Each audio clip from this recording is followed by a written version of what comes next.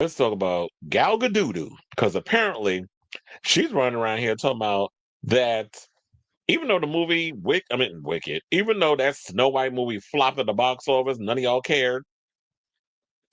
She up in here did a recent interview and said that she's down for wanting to play the evil queen again, even though people were saying she wasn't even that good playing the part. Quiet as it's kept. When has Gal Gadot ever been good at playing anything as an actor? Oh wait, the first Wonder Woman. Which goes to show it was a fluke, because once we saw 1984, we already came to the conclusion she's a terrible actress. Kelly, no. So anyway, according to comic book movie, Gal Gadot, best known for portraying Wonder Woman in the DCEU, made her way into Disney's fairy tale world with the 2025 Snow White live action adaptation directed by Mark Webb. The actress portrayed the evil queen opposite Rachel Zegler, who brought to life the film's titular character. Sidebar, shout out to Rachel Zegler because there's supposed to be this fundraiser dinner thing that's supposed to be going on. I did see somebody that I know that's working behind the scenes on that for Zoran Mamdani. So she's basically going to be a part. I think she's on the chair of that. So shout out to her. Um, so yeah, so they said, unfortunately, upon release, Snow White failed to make an impact both critically and financially. The movie secured a 39% critic score on Rotten Tomatoes and made 205 million worldwide against a reported 270 million budget. So if you're not really good at math, that means it flopped because it didn't even make back its money plus the amount of money that went into the marketing. Because I'm sure that they spent like over $100 million on the marketing. So that means that if the budget is 270 million, I'm assuming they would probably had to make 5 to 600 million to even break even. Or maybe more. Now, given such results, the film is unlikely to get any sequels or spin-offs anytime soon. However, one actor would be willing to step back into the world is Gal Gadot. The actress recently received the Hollywood Icon Award at the Women's Guild Cedars-Sinai Snowball Gala. And I think it's because she had like a brain situation that went on while she was pregnant with her fourth child. But what that got to do with her winning a Hollywood Icon Award, because what iconic is about this Zionist, I'll wait. Now, speaking to Us Weekly, Gadudu stated she loved to step back into the crown of the evil queen for a potential spinoff, saying, I'm not even going to mock her with the accent. So I was going to be like, I would love to do that. Yes, tell Disney CEO Bob Iger, Bob, I'll do that. Well, of course, girl, it's slim pickings with you when it comes to acting. So if anybody's going to give you an opportunity to be in a screen and do a movie, she going to take it. The least you could do is actually take the time to get you a damn coach and teach you how to actually conjure an emotion instead of just standing there looking pretty. I mean, if you need to come across as like you want to be the action girl, just think back to your IDF days when you was going around allegedly, killing brown children that aren't Jewish or from Israel. Now, it's unlikely for the actors to return given the project's aforementioned disappointing financial returns. Snow White's failure was an interesting case. Now, while there was a time when it looked like it had a chance of enjoying the same success as some of Disney's previous live action retellings, such as Maleficent and 2016's Jungle Book, that ended up not being the case. Now, in August of 2025, Gadudu gave an interview on the Israeli TV show The A Talks. It's a horrible name for a show. The A Talks via the Hollywood Reporter. This is where that came from. Now, where she stated she was under the impression the movie would be a success. She said, I really enjoyed filming that movie. I really had fun. Even working alongside Rachel Zegler, we laughed and we talked. We had fun. I was positive the movie was going to be a huge hit. But then she went on to blame, which she then ended up walking back. But it's like, girl, you said what you said. Now stand on it. She went and blamed Snow White's box office struggles on expectations regarding the actor's responses about Israel. And then she said, and then October 7th happened, and what happened all over in different industries, not just Hollywood. There was a lot of pressure put on celebrities, actors, creators to post against Israel. And it happened. I can always explain and try to give people in the world context about the situation and the reality in Israel. And I always do that. But at the end, people make up their own minds. And I was disappointed that the movie was incredibly affected by all of that and it didn't do well at the box office. But it is what it is. You win some, you lose some. Well, sis, first of all, you're full of shit.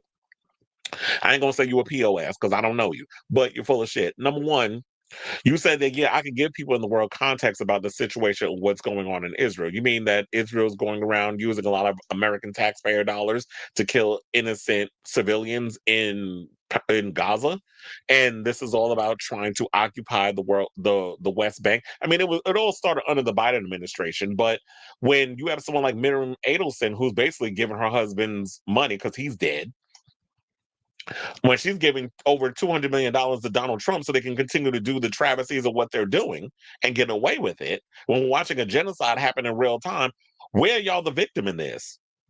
Because last time I checked, when there's a conflict and there's a war, it's two-sided. It seems to me when we've been watching this genocide happen in real time, but that's what it is, we've been watching one side pretty much go in, shooting innocent people, men, women, and children.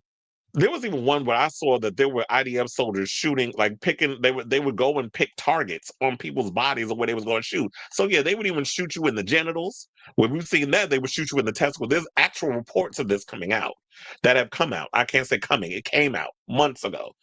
Like I've been paying attention and keeping track of all of this stuff that's been coming over the years. So you can't sit up here and try to play victim and make it seem like that was the only thing. I believe that the reason why this movie failed, that was partially it, because there were people that were protesting because of your history. Yes, you were an IDF soldier. So of course, before you became an actress, so of course you're gonna align yourself with Zionism and that whole situation over there, where y'all feel like y'all the superior race, where you feel like that your lives are the only ones that matter over everyone else's, and this is what Zionists believe.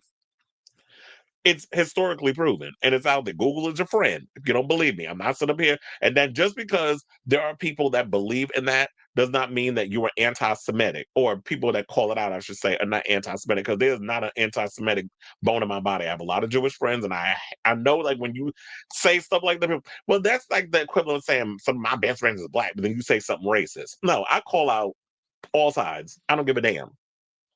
So, um, to me, she definitely has Zionist ideologies, and the fact of the matter is that she's being called out for it, because a lot of them are pissed, especially that's why they're trying to take over places like TikTok and all these other things, is because there were people out here who were reporting on these stories. There were people that were showing what was going on in Gaza, these innocent people that are being killed. It was all over my Instagram feed as well, where I was seeing a lot of these uncensored videos of kids like with their heads blown open and parents carrying their body. Like I'm literally watching all this as it was happening over the last 2 years. So when you want to sit up here and make it say, oh yeah, it happened October 7th. No, this has been going on for a long time. It's just the fact of the matter is, y'all, people like her, hate the fact that we have something called social media, because y'all were able to lie to us when it was y'all had control over linear legacy corporate media. Now that it's social media, because social media, you can get things out a whole lot faster. You can cut through the red tape. You can find ways of getting things out there. And once it's out there, it's out there. People can share it. So you could delete whatever or try to suppress the video. There will always be ways that people could find a way to push that narrative further out there for people to see. And that was pretty much what was happening. And they hate the fact that they no longer control the narrative. So that's why they try to perpetuate these lies and propaganda, saying, oh, these young people are confused, or they're out here getting misinformation, or TikTok is now dangerous because they're posting these things that aren't true. No, y'all were able to control the narrative. Y'all hate the fact that y'all no longer have control over the narrative in regards of what you want people, especially American people who are seeing a genocide happen in real time. Y'all don't want us to have an opinion on this. Y'all want us to still be, our head in the clouds, wearing rose-colored glasses, and just, excuse me, believing what the talking points that you wanted us to believe. And we've woken up. And I think a lot of the younger generations coming up have woken up, including younger Jewish Americans who are seeing this and are against the atrocities of what Israel's doing. There's even people over in Israel that are pissed off with this whole genocide. So I don't lump everybody in one sum. There are people out, and I've seen in New York, there have been a lot of Jewish people who have been protesting against the genocide that's been happening. So I'm not going to sit up here and try to say that they all think like that, because I don't look at everybody as a monolith. I take people on how they come across individually. So yeah, after all of that, what she said, she did what I told her. She walked back the comments on her IG story, saying that her response had come from an emotional place. Well, maybe the problem with a lot of y'all is y'all need to stop thinking emotionally and start thinking logically. It's like you could put emotion and passion into what you say, but you have to come from a place of understanding. Logic goes a lot further than emotion. First of all, feelings are not facts. So that's what people need to learn in that situation as well. So she went on to say, I was honored to join an extraordinary interview with inspiring interviewers whose questions go straight to the heart. Sometimes we respond to questions from an emotional place. When the film came out, I felt like those who are against Israel criticized me in a very personal, almost visceral way. But maybe there was some truth to that. But also, she needs to realize is that you were on a show in your home country of Israel.